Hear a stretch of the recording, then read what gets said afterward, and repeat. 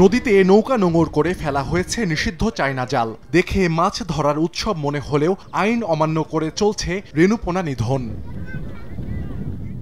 বঙ্গোপসাগর ও সুন্দরবন সংলগ্ন নদীতে চলছে মাছ ধরায় নিষেধাজ্ঞা। এর মধ্যেই বাগেরহাটের মোংলা উপজেলার জেলেরা নদী থেকে আহরণ করছেন চিংড়ির রেণুপোনা। এর সঙ্গে তাদের জালে ধরা পড়ছে অন্যান্য মাছের পোনা ও সামুদ্রিক বিভিন্ন প্রাণীর লার্ভা। আহরণ শেষে চিংড়ি রেণু রেখে বাকি পোনা ও লার্ভা ফেলে দেয়া হচ্ছে।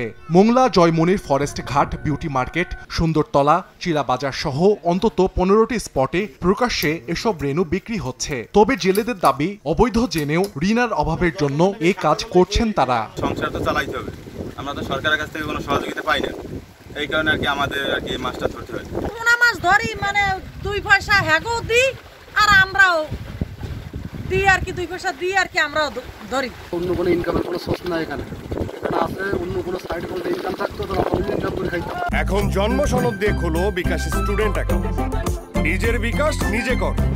অসাধু চিংড়ি পোনা ব্যবসায়ী ও আহরণকারীদের বিরুদ্ধে অভিযান চলমান রয়েছে বলে জানায় স্থানীয় প্রশাসন।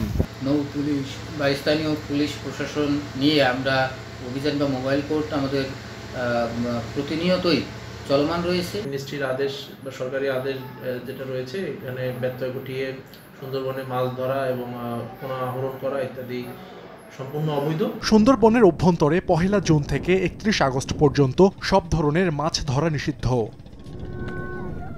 সময় সংবাদ, মোংলা।